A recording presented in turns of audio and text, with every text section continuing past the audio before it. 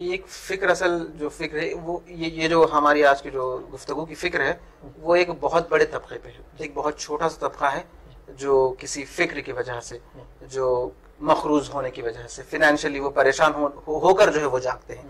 لیکن ایک بہت بڑا طبقہ ہے جو غیر ضروری جاگ رہا ہے، غیر ضروری جاگ رہا ہے. اور وہ محاورہ جو تھا پہلے کہ جو سویا وہ کھویا، جو جاگا وہ پایا، یہاں بالکل الٹا ہے کہ جو سو جائے گا وہ بہت کچھ پائے گا، وہ اچھی صحت پائے گا، وہ تندرستی پائے گا، وہ ایک تر و تازہ ذہن پائے گا، وہ ایک نئی فکریں پائے گا. لیکن جبکہ جو جاگ کر اس کو بہت سا نقصان ہے، اس کو کھونا ہے، وہ اپنی صحت کھوئے گا، وہ بیماریوں کا شکار ہو جائے گا، وہ احساس سے محروم ہو جائے گا. بالکل. اور وہ اگر طالب علم ہے تو اس کی متاثر ہو جائے گا. جی جی. تو جو سویا وہ کھویا وہ بھی صحیح ہے، اور جو جاگتا ہی رہا وہ کھویا وہ بھی صحیح ہے. کیونکہ یہ سب چیزوں کا مقصد وہی ہے کہ فطرت، جب جاگنا ہے تب جاگے رہنا ہے اور اپنے جاگے رہنے کا ثبوت پیش کرنا ہے.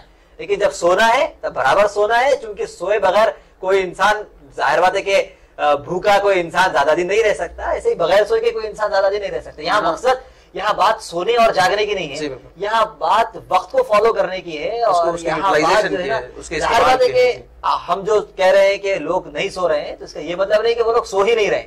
وہ لوگ ایسے وقت میں سو رہے ہیں جب ان کو نہیں سونا چاہیے، خصوصیت کے ساتھ فجر کے بعد کا وقت جو بہت ہی قیمتی ہوتا ہے اور بابرکت وقت ہے، بابرکت وقت ہوتا ہے. سے پہلی جی، تو صبح فجر کی نماز کے لیے اٹھنا ہے، اور پھر اس کے بعد کی جو دن بھر کی ایکٹیویٹی ہے، تو یہ سب چیزیں جو ہم کو خطرناک راستے کی طرف لے جا رہی ہیں، یہ ہمارے لیے بہت تشویشناک ہے. ایک چھوٹا سا موضوع یہ بھی ہے کہ رات کا سونا ہی نہیں بلکہ دوپہر کے خیلولہ، مڈ ڈے نیپ، اس کو بھی حضور اکرم صلی اللہ علیہ وسلم نے بڑی اہمیت کے ساتھ پیش کیا تھا کہ 10 منٹ ہی کیوں نہ ہو، 15-20 منٹ ہی کیوں نہ ہو، بالکل تھوڑا سا آرام ظہر کے بعد کیا جائے. یہ پورا سسٹم ہے اصل میں اسلام میں کہ جب عشاء کا وقت ہو تو انسان فوراً سو جائے، اور جب رات کا ایک تہائی حصہ باقی ہو تو انسان جاگے، اور اگر اتنا بھی نہیں ہو سکتا ہو تو کم از کم فجر کے وقت جاگے. اور فجر کے بعد سے انسان اپنی روزی روٹی اور اپنے مستقبل کو حاصل کرنے کے لیے، ذریعہ معاش کو حاصل کرنے کے لیے، مستقبل کو روشن کرنے کے لیے انسان لگ جائے. اور صبح سے لے کے ظہر تک جب انسان مستقل محنت کرے،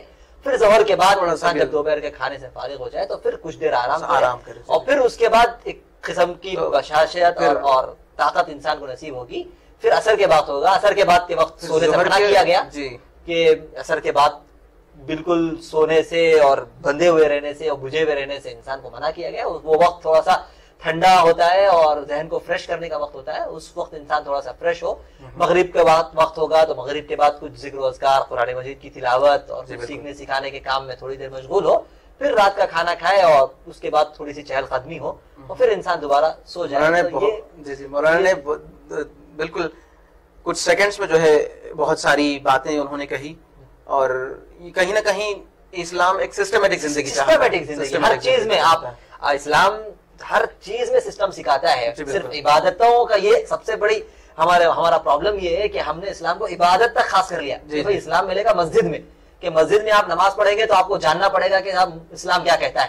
اس کے علاوہ تجارت ہے، اور ہماری تعلیم ہے، ہماری رہن سہن ہے، ہمارے نکاح ہیں، ہمارے پورے معاملات ہیں، آپس میں رشتہ داروں کے ساتھ رہن سہن ہے. ان تمام چیزوں کے بارے میں ہمارا تصور یہ ہے کہ سب اس کا اسلام سے کوئی خاص تعلق نہیں ہے، اور ہم اس کو سیکھنے کی کوشش بھی نہیں کرتے، اور ہم اس سلسلے میں اسلامی تعلیمات کو جان کر اس پر عمل کرنے کے سلسلے میں بھی اتنے فکر مند نہیں ہوتے. جب تک نماز سیکھنے کا جتنا جذبہ ہمارے اندر پیدا ہوتا ہے، اتنا ہی جذبہ پوری زندگی کو اسلامی تعلیمات پر ڈھالنے کا ہمارے اندر نہیں آئے گا. پوری ہماری زندگی کو جو اٹھنا بیٹھنا، تجارت ہے، اس وقت تک ہم یہ نہیں کہہ سکتے کہ ہم مکمل طور پر مسلمان ہیں. اور قرآن مجید مکمل اسلام کی دعوت دیتا ہے کہ یا ایھا الذین آمنوا ادخلوا فی السلم کافہ، کہ ایمان والو اسلام میں مکمل طور پر داخل ہو جاؤ. اور یہود و نصارہ پر سخت تنقید کرتے ہوئے اسلام کہتا ہے کہ افتؤمنون ببعض الکتاب وتکفرون ببعض، کہ کیا تم بعض باتوں کو قبول کرتے ہو اور بعض باتوں کا انکار کر جاتے ہو، کہ جو تم کو اچھی لگ رہی ہے تم اس کو تو قبول کر لو، اور جو چیزوں کو تم جو ہے نا اپنی زندگی میں لانا نہیں چاہتے، ان چیزوں کے سلسلے میں تمہاری توجہ ہی نہ ہو. یہ ایک بہت بڑا ویک پوائنٹ ہے ہمارا کہ ہم اسلام کو اسلام کے نظریے سے دیکھنے کی کوشش نہیں کرتے اور اسلام کو پوری زندگی کے لیے لائحہ عمل نہیں تصور کرتے ہیں. اسی لیے جب ہم کو منع کرتے ہیں کوئی کہ بھائی رات میں جلدی سو جایا کرے تو بولتے ہیں کہ یہ کیا آپ غیر ضروری بات کر رہے ہیں. ایسا لگتا ہے کہ جی اگر ہم نماز کی دعوت دیں تو ایک نئی چیز ان کے اوپر لاگو کی جا رہی ہے, اس طرح کا بوجھ وہ محسوس کرتے ہیں. حالانکہ ایسی بات نہیں ہے. اسلام ایک پورا نظام حیات ہے, اور زندگی کے ہر پہلو پہ اسلام جو ہے نا روشنی ڈالتا ہے, اور انسان کو سکھاتا ہے کہ وہ اس سلسلے میں کیا عمل کرے. میں مولانا کی بات سے بالکل متفق ہوں, اور مولانا نے جن باتوں کو ہمارے سامنے رکھا, بطور خاص طلباء ہیں, نوجوان ہیں, اور جو امپلائمنٹ اور بزنس لائن کے جو لوگ ہیں, وہ بھی مولانا کی بات سے بہت متفق ہوں گے کہ وہ یہ کہتے ہیں کہ آج کا جو ہمارا موضوع تھا کہ Hyderabad it doesn't slip, Hyderabad بالکل سوتا نہیں ہے, تو وہ یہ کہتے ہیں کہ سونا جاگنا ہر معاملہ جو ہے ایک سسٹمیٹک زندگی اس کی ہونی چاہیے, سونے کو لے کر ہی نہیں. لیکن ٹو بگن وتھ, جو کہ آج ایک بہت بڑی ہماری کمزوری ہے کہ ہم بالکل غیر ضروری ہم اپنے وقت کو ضائع کر رہے ہیں, جاگ کر بطور خاص وہ الیکٹرانک ڈیوائسز یا الیکٹرانک گیجٹس کو استعمال کرتے ہوئے, وہ موبائلز ہیں, ٹی وی ہے, لیپ ٹاپ ہیں. تو ہم انفرادی طور پر آدمی اب اپنے طور پر ہم جائزہ لیں کہ ہمیں اپنا وقت کیسے گزارنا ہے, کیسے اسے پروڈکٹیو بنانا ہے. یہی مولانا کا کہنا ہے کہ وقت پروڈکٹیو بنے, جاگنا بھی پروڈکٹیو ہو, سونا بھی پروڈکٹیو ہو, جبکہ مسلمان انسان کے لیے اس کا ہر عمل بالکل وہ پروڈکٹیو ہونا چاہیے اور ایک سسٹمیٹک زندگی آدمی گزارے. میں ان باتوں کے ساتھ مفتی صاحب کا شکر گزار ہوں جو صفا بیت المال کے وائس پریزیڈنٹ ہیں, اور وہ صفا بیت المال بھی اپنی بالکل پورے توانائی کے ساتھ وہ بہت آگے بڑھ رہا ہے, پورے ہندوستان میں اس کا کام ہے.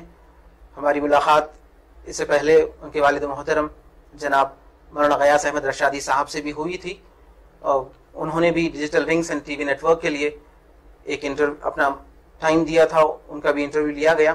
اور آج میں ان کے فرزند جناب مفتی عبد المحمن اظہر صاحب کا بھی شکر گزار ہوں. جزاک اللہ. جزاک اللہ خیر. بس اسی پیغام کے ساتھ ہم اپنی بات ختم کریں گے کہ مسلمان حساس اور باشعور زندگی گزاریں اور اپنے وقت کی مکمل طور پہ قدر کریں. یاد رکھیے کہ جو لوگ وقت کی قدر کرتے ہیں وقت ان کی قدر کرتا ہے, اور جو وقت کی ناقدری کرتے ہیں کبھی آنے والے وقت میں ان کی قدر نہیں کی جائے گی.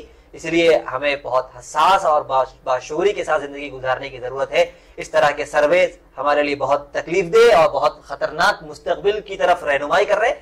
اگر اب بھی ہم سمجھ جائیں تو انشاءاللہ اللہ رب العزت کی رحمتیں ہماری طرف متوجہ ہوں گی, اور ان غیر ضروری بیماریوں سے ہم محفوظ رہ سکیں گے جو ہماری غلطیوں کی وجہ سے ہم خود جن کو دعوت دے رہے ہیں. اور ظاہر بات ہے کہ یہ بھی اسلام میں نہایت ہی خطرناک جرم ہے. اللہ تعالی ہمیں عمل کی توفیق عطا فرمائے. جزاک اللہ خیر. بہت اچھے ٹاپک کو لے کر آپ نے شعور پیدا کرنے کی کوشش کی ہے. اللہ تعالیٰ اس کو کامیاب فرمائے اور ہمیں باشعور زندگی گزارنے کی توفیق عطا فرمائے. السلام علیکم.